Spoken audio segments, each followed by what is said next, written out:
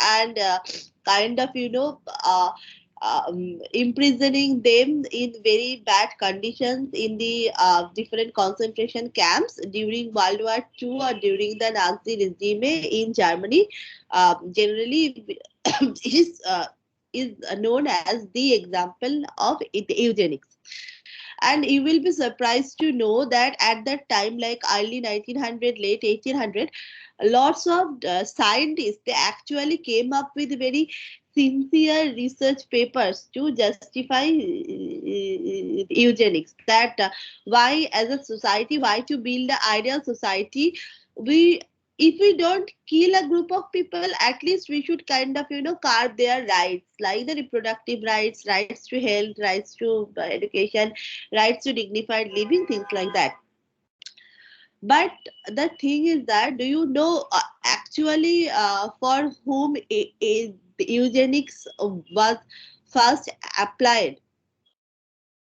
Like in a country that we generally don't think about when it comes to the eugenics.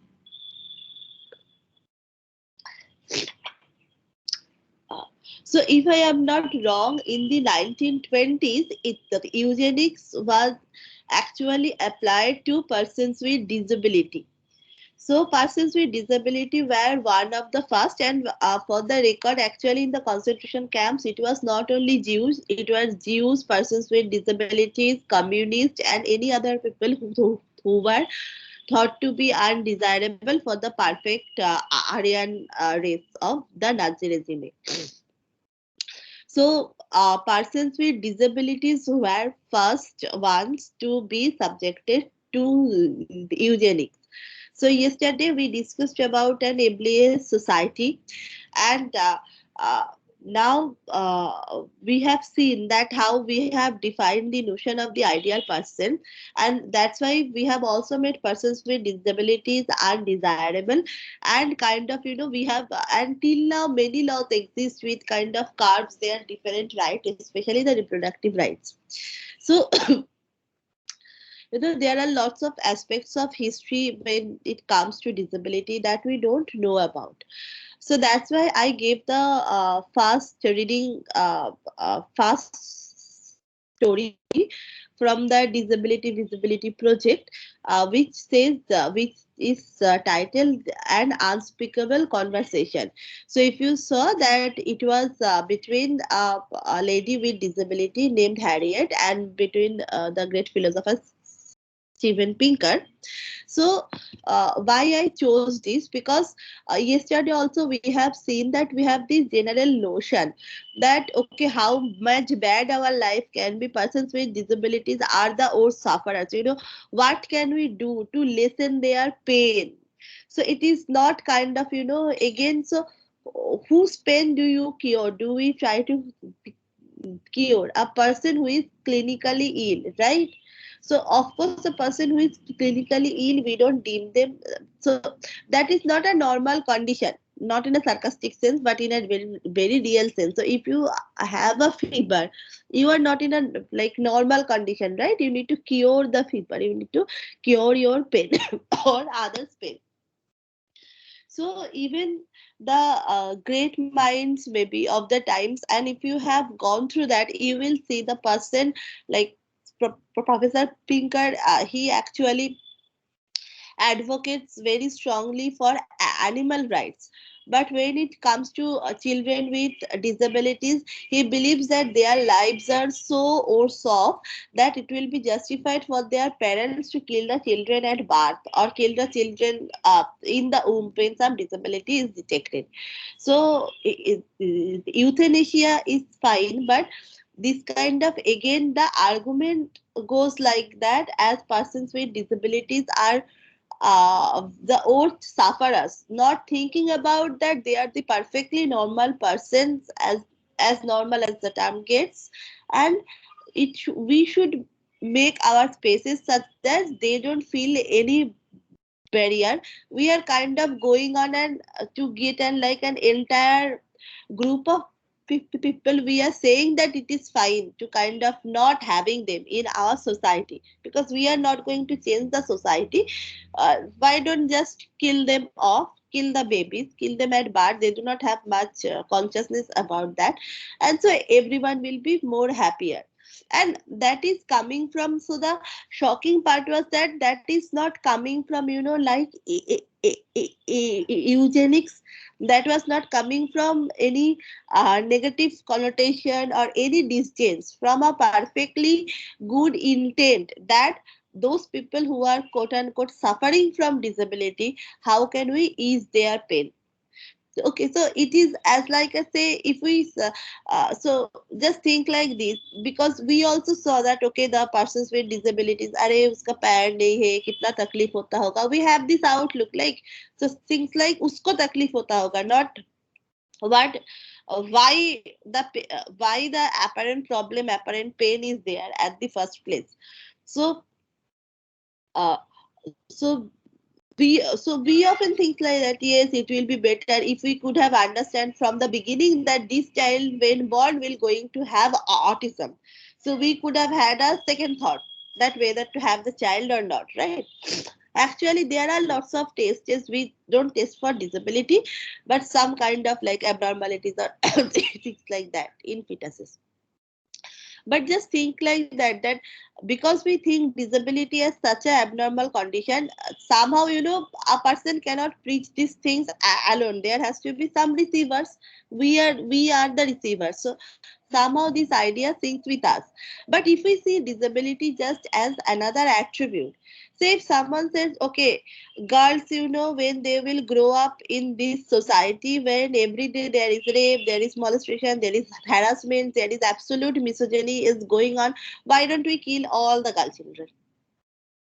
So if you see, follow the logic, and if you also think that the society is going to be just like that, then this argument is also fine, right?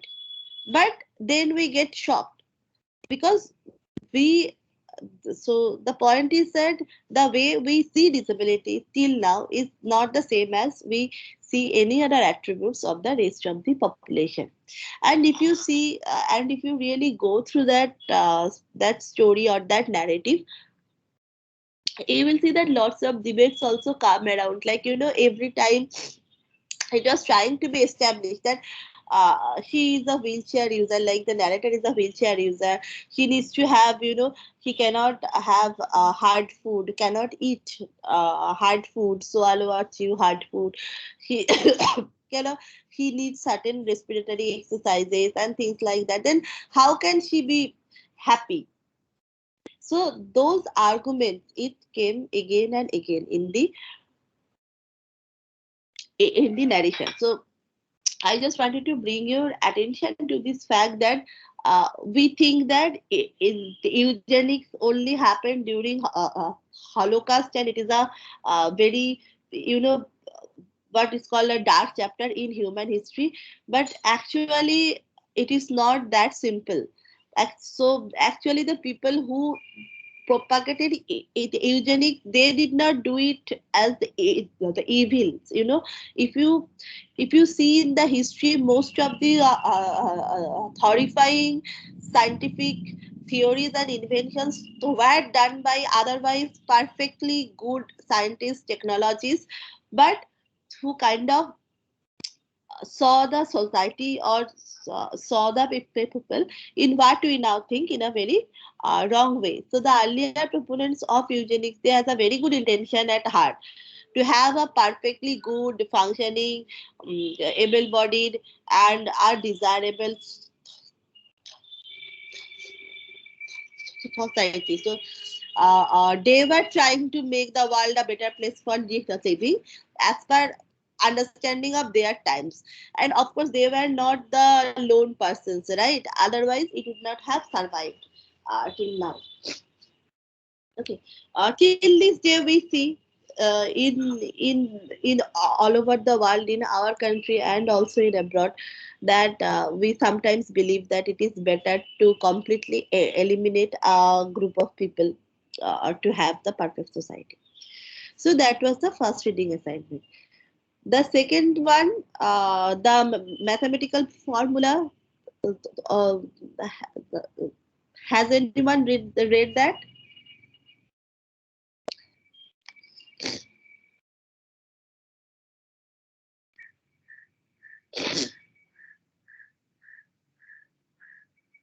Yes, no?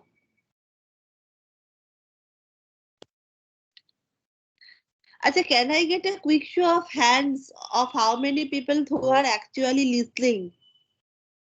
Because if you are not listening, I can actually just go on reading from the slides and it will be very easy for me. Okay.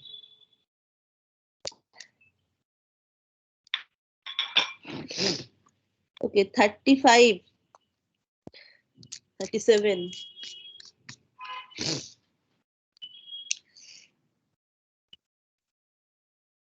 Okay.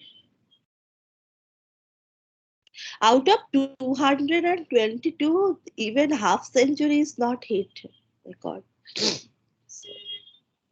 Okay, so of those 44 kind people who are listening, has anyone read the second story?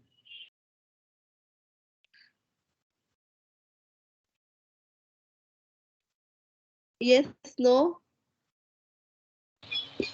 No. No? Okay.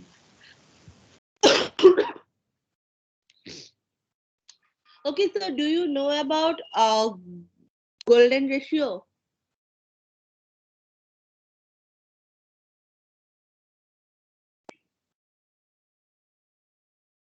Yes, ma'am. Yes, what is it?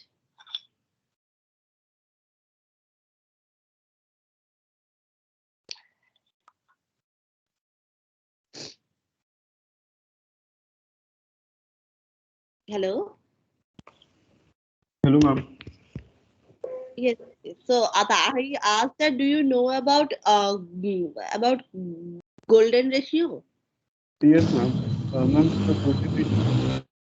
the golden Sorry? ratio describes how the dimensions of the face should be to make it a perfect face.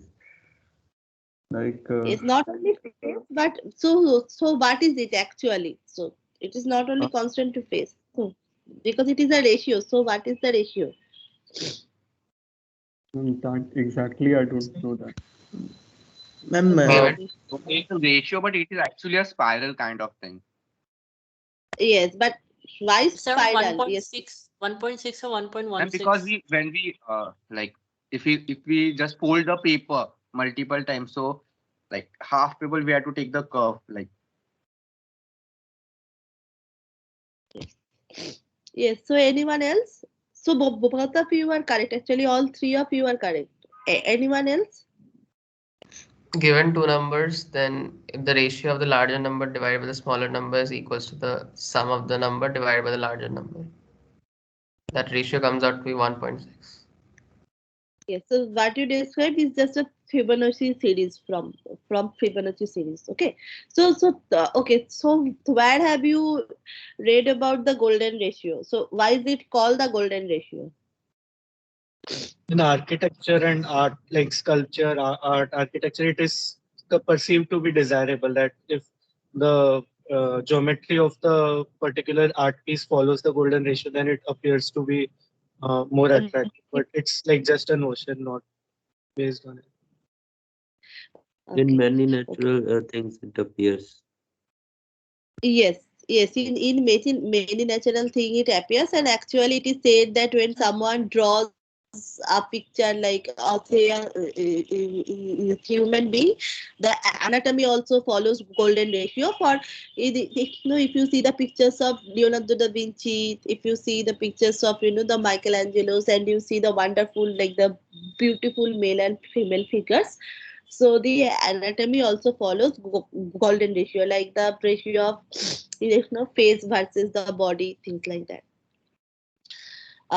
So golden ratio, as every one of you have said correctly, that it is a ratio, so it can be either defined as someone said, the large number by the smaller number, and also equals to the sum of the two numbers by large numbers. So I guess now you can relate with the Fibonacci series that you have done either in your maths class or in your programming data structure lab. So it is the problem given to teach recursion. Do you recall that? Sum of the current term is sum of the value of the current term is sum of previous two terms. Yes, yes, yes. So all this is the ratio actually comes down to, yes, I think 1.618 or something. So it is called the golden ratio. It is there. So the spiral shape, whoever said the spiral shape is golden ratio, because the like the each radius of the spiral, if you take the larger by the smaller the one, each consecutive of one, it should come to the golden ratio. So this golden ratio, it is called golden ratio because it occurs in nature and also in different architectural design, different arts, and it is said to be define the beauty. So what is attractive and what is not. So if you have read the second story that I gave, so you have found that it is actually about again a lady with disability. It is about her childhood school experience. So when her art teacher was teaching about the golden ratio, and have said that whatever falls in the golden ratio, like someone said that the faces if these are in golden ratio, these are perceived to be more attractive. So what so beauty is defined by the golden ratio, and the girl realized that she is ugly because she has a facial deformity, she has undergone facial surgery lots of time due to her disability. And if we define beauty like this, like a perfectly good mathematical formula, like just this one type of beauty, if you see, because it is only one ratio, so ultimately we are looking into one type of beauty that we have defined, then by that very definition the formula also says that she is not beautiful, she is ugly. And it is not only what she thinks, it is being taught in the classes. Of course, our teacher didn't have any other intention, but that sets the but this episode sets the little girl to a kind of huge psychological setback.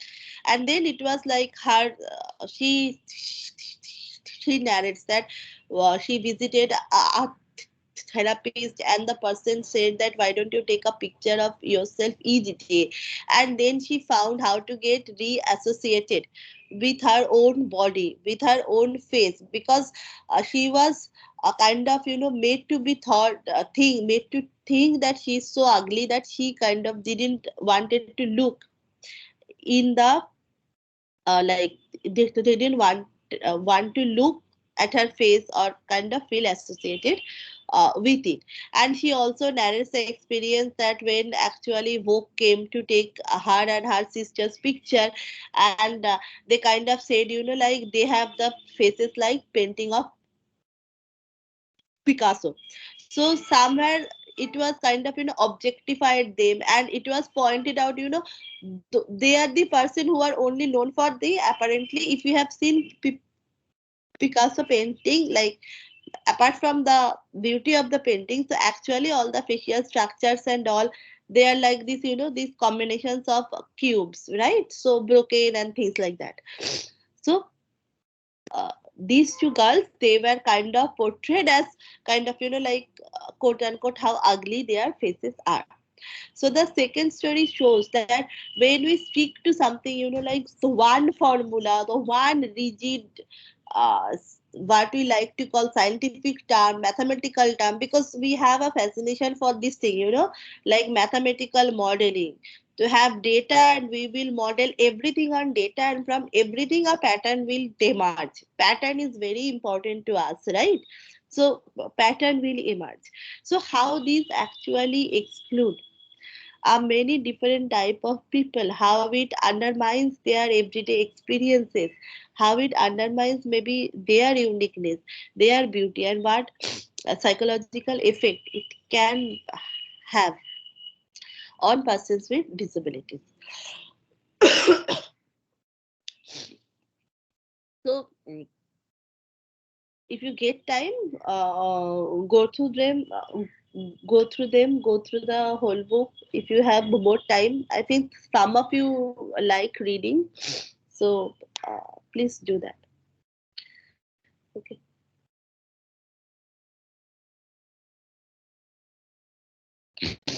So, as we were discussing yesterday, in this class, we will discuss about disability, education, and technology. Both three things. We will try to talk about, say, like one type of disability, like or something about disability, and some information about technology. And in one or two classes, we will also describe that what is the education and how it can be made inclusive.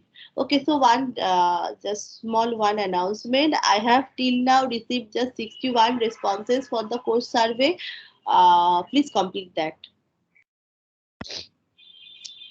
So we will try to look in this course what and why of disability studies, inclusive education, and roles and responsibilities of technology. So at first, like when I have also asked a question in the survey that do you know about assistive technology. Yesterday and day before that we were discussing about different technologies for disability. So what are assistive technology? So this is taken from Wikipedia, like very simple Wikipedia definition. Assistive technology is assistive, adaptive, and rehabilitative devices for people with disabilities or the elderly population. So, assistive technology, of course, as the name suggests, it should assist a person with disability. It should adapt to the need of a person with disability, because as we have also discussed yesterday, that disability has diverse types, and also each person with disability uh, is unique. They have their own specific requirements. So just think about our smartphones or our personal handheld devices. Each of our devices, like we have different requirements. From that, we have different utilization, different expectations. We want to customize our things in a particular way, right? So the same goes about persons with disabilities and assistive technology, and also rehabilitative devices. So for some disabilities like continuing therapy can to a great extent rehabilitate a person in the way that, say for example, someone has neuromotor disability, physical exercises or therapies, it can restore some of the functionalities of the limb. If someone has a dyslexia or reading disability, practicing in a particular type of reading or understanding like what are the strength and weakness can help along with the person, help the person to a large extent to kind of rehabilitate, to kind of use the strength to achieve as much as it can be done. So, and these devices are not only for people with disabilities, but also remember the elderly population too. Because what happens, as our age progresses, we will see in the later times that disability is not a static condition. Some disabilities are by birth, some disabilities can be by accidents or during the development, and also as we progress to old age, lots of disability also sets in, right? Like loss of eyesight, loss of hearing ability, uh, loss of movement ability, speech ability, things like that. So often when we talk about technologies for the persons with disability, we also talk about elderly population. But why do we need it? Of course, we need it like persons with disabilities, for need it for education, for travel, for the independent living, things like that. But also at a much more like fundamental level, they often have difficulty performing activities of daily living. Activities of daily living like self-care activities, accessing a toilet, blindfold yourself and try to navigate in your own toilet, or mobility, going from one room to other room, or eating by yourself, bathing, dressing, grooming. Say if you don't have both the hands, try to dress yourself. So these activities of daily living, they face difficulty, and by doing independently, or even in certain cases, certain disability conditions, even with assistance like cerebral palsy, they face difficulty. Just a second.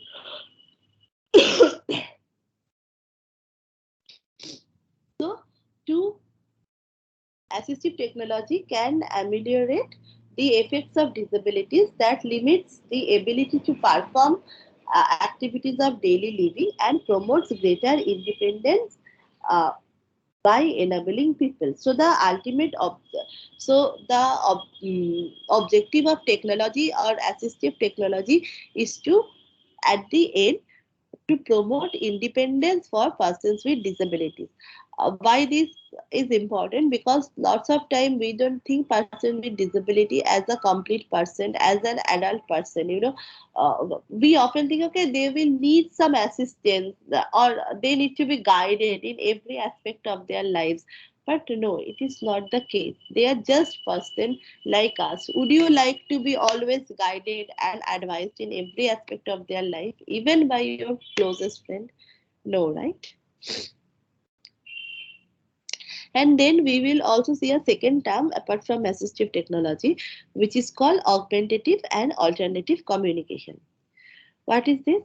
Augmentative or alternative communication, what is also known as AAC. Okay, so one thing is that augmentative or alternative communication is not only for persons with disabilities.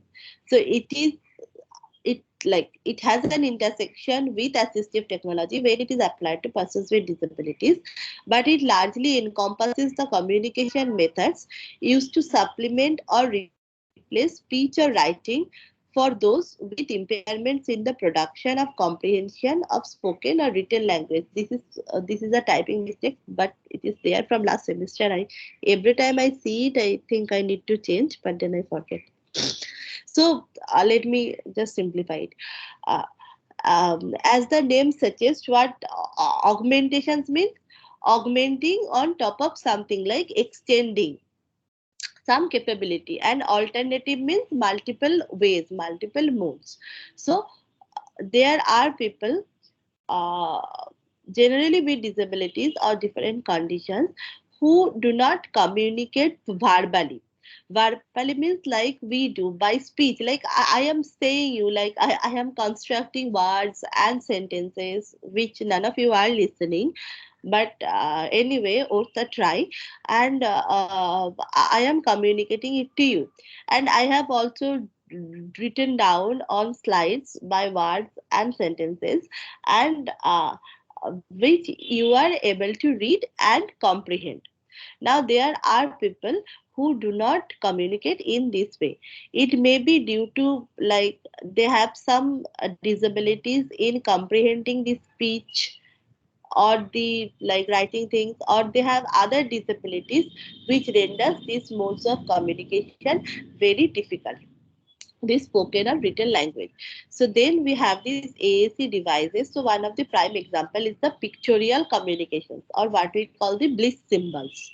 So it is not just set of random pictures. Say there are non-verbal people or children who have autism, who have dyslexia, who have cerebral palsy, who communicates via a set of picture symbols. We will show those examples, and these picture symbols, they have a standard, like standard picture libraries are developed by different special educators, disability rights organizations, and persons with disabilities. So not a random set of pictures, not just gestures. Okay, generally this counts as the augmentative and alternative communication. Now, I have given examples in case of persons with disabilities, but the AAC devices are also used by persons without disabilities, because it has been seen that regular children, if they are taught with the AAC devices, because it's a combination of picture symbols and also supplemented with the written or spoken language, they learn better. Sometimes you may want to communicate via picture symbols. We do that, right? When we use all the emojis and things like that.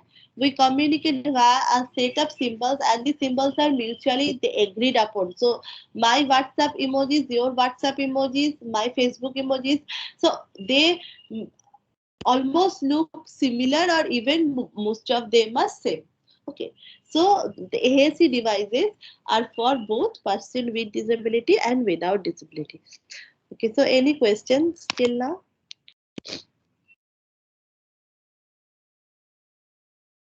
Yes, no. Okay. So can you tell name of a movie or a novel that features persons with disability? If anyone is listening. Okay. Okay, no one is listening. Good. Andhadhun. Andhadhun. Okay, nice. Yes. तारे जमीन पर. Yes. Theory of Tare Fault in Our Stars. Yes, yes, yes.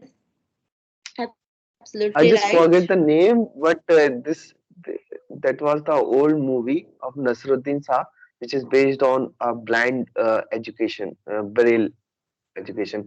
I don't know. Black. I think I think it was uh, black or something. Black like is for Amitabh Bachchan. Black is Amitabh Bachchan and Rani Mukherjee. Okay, so Shamitab we also. can. Yes, yes. Sama. Shamitab, ma'am. Yes, yes, Shamita. Pa. Pa. कोई Yes, Pa. Yes, कोई मिल someone said something. कोई मिल गया. कोई मिल गया. Yes, of course, कोई मिल गया. See, the thing is that you know about disability, but we just need to pay a bit of conscious attention to kind of find out that it was there, it was always there, but we didn't recognize explicitly. Okay. So if you also get time, you can watch this movie Margarita with a Straw, which stars Kalki Kachin. And so it is based on a book by Malini Hib, who is a person with cerebral palsy, and her book is titled One Little Finger. Okay, so it is a very nice book. Like, it is actually showing that how experience of a person with cerebral palsy, like while traveling on our own. And also you have there is this web series, like very acclaimed one, The Good Doctor, uh, which is there now on multiple platforms, I guess. So actually it features a doctor with autism, and I have heard that it is a good one, because generally we don't see disabilities like autism, dyslexia featuring more. Okay, so you can look into this. Okay, so I mean, uh, Bollywood. There is a movie which the name is Spurs, which is also based on like a the person who are blind or Braille type. The coursework is based on the Braille. Spurs movie. okay, Spurs. Yeah, Sparsh. yeah, Okay, okay. Spurs. Yes, Spurs. Sparsh. Okay. Okay. So yes, I will definitely check it out. Okay, so even I do not have all the knowledge about movies, very selective ones. Okay. Okay, so we have 10 minutes, so let us look into some technologies. We have discussed about assistive technology, so let us look how they actually look like. So this is, and the technologies where we discuss, you will see that they encompasses domain knowledge from various domain. It can be game design, it can be NLP, it can be AIML, it can be user interface design, things like that. So this one is called web page simplification for quick reading. So now think about us. So when we read a particular web page, so say before the night of your semester exam, if you recall how the offline exams used to be, so how would you used to read? Do you used to read every sentences and lines in your notes? No, right? Glancing over like the important key terms, the important sentences, and then write in the exam in such a convoluted way with such a handwriting that the teacher will not be able to find out that with what you have actually written, apart from the keywords, right? So that was the trick, correct? At least that's how I used to do it. Okay, so who will get time to read all those things? So what we do when we read, what we do is something called a hot reading. It is even in your when you are looking into Wikipedia, when you are reading up about your favorite series in from the web, or doing Facebook and things like that. We generally do not read. Even the eye movement studies also says that. So even when you are paying concentration, actually we don't read certain words like which we call the stop words or function words, like a and the articles, generally the prepositions, we don't read them. So we kind of glance over, we try to quickly skim through the pages and try to understand what is important. So it kind of, it is also efficient, it saves us time, it we can find information more quickly, and it is helpful in lot of other ways. Sometimes if you actually pay attention, if you really need to read it, like segmentation of a page into zones and extracting key terms, you will be very annoyed that why it is so slow or things like that. But what happens when a person with visual impairment has to listen to a book or a web page? I said has to listen to because that person is not reading. We are assuming that a screen reader, which is a text to speech system, which reads out that whatever is there on the screen is it is reading out for the person. Now think, there is a web page like that. Now a screen reader will start reading from left to right, top to bottom. And there are free screen reading softwares available. I think you even have that in your phone. So sometimes give it a try. And if a web page is like that, that when where you have lots of different page options, lots of advertisements, then actually some text in between. So then how the screen reader will read?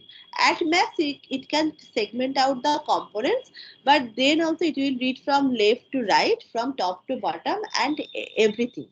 Now, a person with visual impairment is kind of bound to listen to the screen reader, but that does not mean the person will not have the same need as us. So what this application does, like not application, but this work does is it actually segments each of the components of the web page. Now at this point, if you have done the web page coding, you will see the good practices actually to break up the pages into different components, right? Different what can say, kind of this bucket or beans like thing when you are structuring and web page, like the underlying this HTML structure, the style sheets and all, and to use proper tags, and to have like the proper kind of syntaxes it used. All these are emphasized when we design an web page, right? If you have looked into that, or there are standard guidelines for that. So for us, sometimes these guidelines seems very awkward. Why do we need that? The page looks same. Why can't I just give a table and made the page look like that? It will look the same. How does it matter for us? Actually, there are these guidelines, and also a part of the guidelines are also called the web content accessibility guidelines. If you see, because the underlying design for this kind of interventions or this kind of say the NLP methods to the work, the underlying design also has to be in the properly, component wise, following proper syntax and proper tags, so that the my algorithm can actually parse the like the structure of the web page and can understand like how to extract information from different parts of the web page.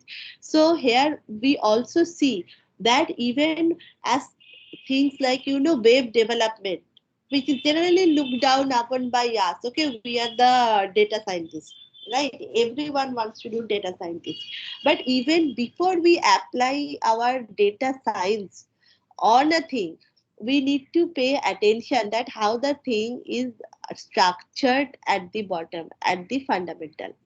And those of you are interested in developing softwares, developing web pages, websites, you can explore this part. Okay, so we need, so the accessibility does not start from the top down intervention of NLP methods.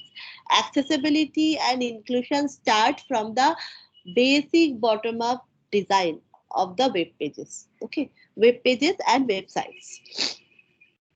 So what this does, it then looks into the each of these parts and it extracts the key chunks from that. Extract key chunks using NLP method. Those who like don't know NLP, it stands for natural language processing. So it involves developing algorithms or machine learning models or rule based model to parse like set of text, parse speech, like to process text, the written or spoken language, and to come up with output like this, so the query completion, like you see in your Google search, the autocomplete, spell checking, the word prediction, the keyword extraction, search query retrieval, question answer, chatbots, all these things. Okay, and they have, and they are not only doing this keyword extraction only based on like whatever information in this page, they also doing is based on whatever data corpus they have, their model has exposure to like a large set of data, and based on that they are coming up with the keyword extract, the extracted the keywords. So what happens now when a screen reader reads, it will first read like this, that okay, this part talks about SF Gate, this part talks about San Francisco, this part talks about different popular places, this talks about the best places to visit, this talks about first of your friends. So what kind of like, so what do you know, want to know more about? And then if someone says San Francisco, then it will again go to that and again try to extract the key terms and phrases from that. So it try to simulate and very similar auditory experience like we do in the hot reading. Okay, and what kind of technologies are used? We, as I said, web page parsing, then we have a NLP module which has keyword extraction, then we also have the text to speech to kind of read out, and last but not the least is very important is the user control. How will a person with visual impairment will actually interact with the system, not using the mouse, right? So there has to be some modalities to use some particular keystrokes or give some voice inputs. Okay, coming from keystrokes, if you look into your laptop keypad or your computer the keypad, you will see there are two small raised hyphen on the keys F and J. Do you know why they are there?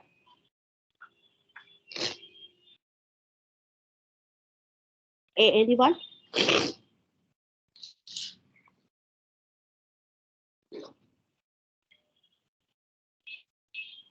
Yes, no? They Okay, so indicate the home row so that people can sorry. type without seeing. Yes, yes. So actually, You it's place in your index fingers on those pages. Yes. So when people used to type 10 fingers, so these are the cue for placements of the index finger, so that you can type with 10 fingers without seeing. So it gives you a context that where these F and J keys are. So these are also helpful for persons with visual impairment. So when they need to type something with a keypad, so they actually use the same technique as the 10 finger typing. So get the location of the keys. Okay. Okay. So thank you everyone. Any question? We are at the end of the class and your ordeal has ended. Any question?